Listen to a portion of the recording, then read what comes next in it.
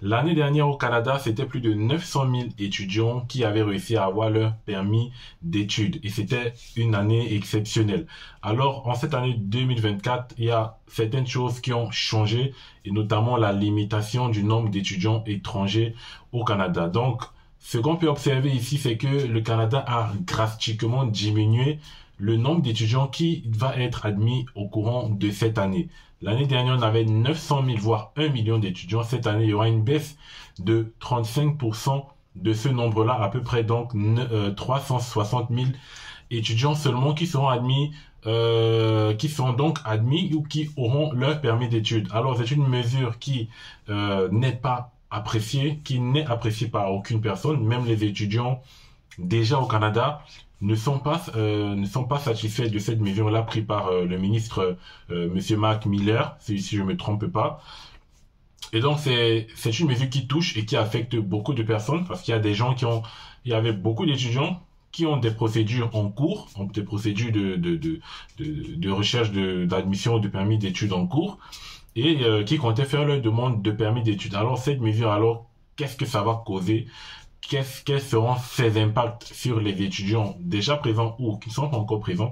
Parce que 360 000, rassurez-vous, c'est vraiment très très très faible en tant que nombre d'étudiants à admettre durant une année. Donc c'est relativement très faible. Donc maintenant, c'est important de savoir déjà quelle est la cause et quelles sont les personnes concernées, réellement, les personnes réellement concernées par cette mesure. Donc on va clarifier tout cela dans cette vidéo. Premièrement, vous devez savoir premièrement que la principale raison pour laquelle le ministre a décidé de réduire drastiquement le nombre d'étudiants, de limiter le nombre d'étudiants, c'est à cause de la pénurie de logements, à cause des demandes de logements qui ne peuvent pas être satisfaites. Donc actuellement au Canada, vous devez savoir qu'il y a une crise gigantesque en ce qui concerne les logements. Donc ils estiment que c'est à cause des étudiants étrangers. Donc ils estiment qu'il y a trop d'étudiants étrangers et que la demande est supérieure à l'offre disponible au Canada. Voilà. Donc tout simplement, c'est à cause des étudiants qu'il y a cette pénurie de logements. Donc ça c'est la principale raison pour laquelle donc le ministre décide de limiter le nombre d'étudiants à 360 000. Donc maintenant, vous devez savoir que c'est pas tout le monde, mais en vrai, on peut dire que c'est tout le monde, mais vous devez savoir que les étudiants en maîtrise ne seront pas concernés par cette mesure, ne sont pas concernés par cette mesure, et les étudiants, et plutôt les personnes en primaire, en école primaire et secondaire ne seront pas également concernés par cette mesure. Voilà, donc il n'y a que les étudiants en maîtrise et les primaires secondaires qui ne sont pas concernés par cette mesure et qui pourront bien évidemment faire leur demande sans souci. Donc, la cause maintenant, c'est que il y aura certainement beaucoup de refus de permis d'études à cause de cette limitation-là. Il faudra vraiment être chanceux pour avoir son permis d'études en 2024, parce que c'est une année qui change tout avec cette mesure. Donc, si vous êtes en train de faire une procédure de permis d'études, il faudrait vraiment que vous ayez un dossier très solide et que vous mettez toutes les chances de votre côté. Parce que 360 000, contrairement à l'année dernière où on était à 900 000, voire 1 million, donc vous allez voir qu'il y aura beaucoup de permis d'études. Et donc, l'autre conséquence, c'est que peut-être les étudiants vont essayer de se retourner vers d'autres pays, tout simplement. Parce que avec 360 000, ça peut pas satisfaire toutes les demandes de permis d'études. Donc il y aura d'autres pays où les étudiants vont certainement se retourner afin bien évidemment de concrétiser leur projet d'études en Europe.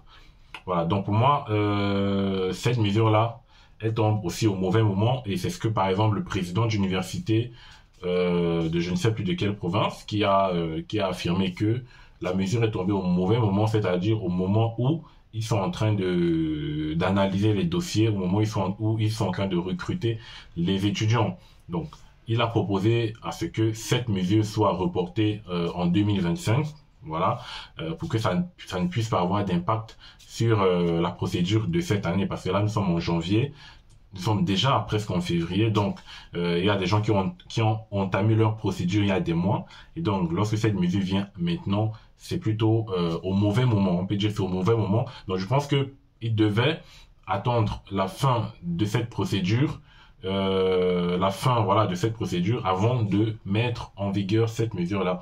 Donc bien évidemment, même si la fin de procédure arrivait, on sait tous que cette mesure n'arrange personne parce que 360 000, comme je le répète encore, c'est pas assez pour accueillir tout le monde. Voilà. Donc on espère que tout simplement la crise du logement va un peu diminuer pour que les choses puissent revenir à la normale, hein, bien évidemment.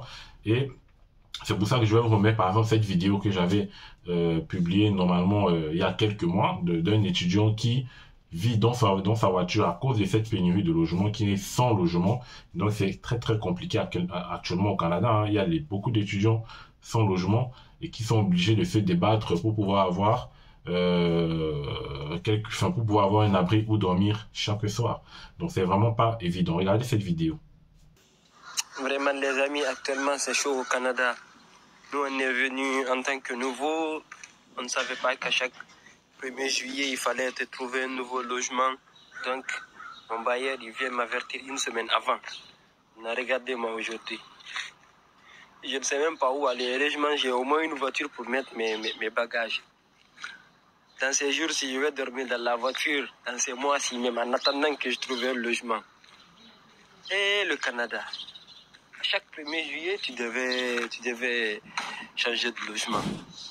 Donc vous avez pu voir, hein, l'étudiant qui vit dans sa voiture avec toutes ses affaires. Donc c'est très compliqué. J'espère que peut-être cet étudiant-là a déjà pu trouver un logement. Donc c'est vraiment compliqué actuellement. Donc il y a des étudiants également qui ont dû repousser, hein, c'est important de le dire, il y a des étudiants qui ont dû repousser leur arrivée au Canada parce qu'ils n'arrivaient pas à trouver un logement. Donc je vous rassure, quitter de votre pays pour le Canada, étant de votre pays pour trouver un logement, même pas étant de votre pays tout simplement. Trouver un logement au Canada, c'est très compliqué.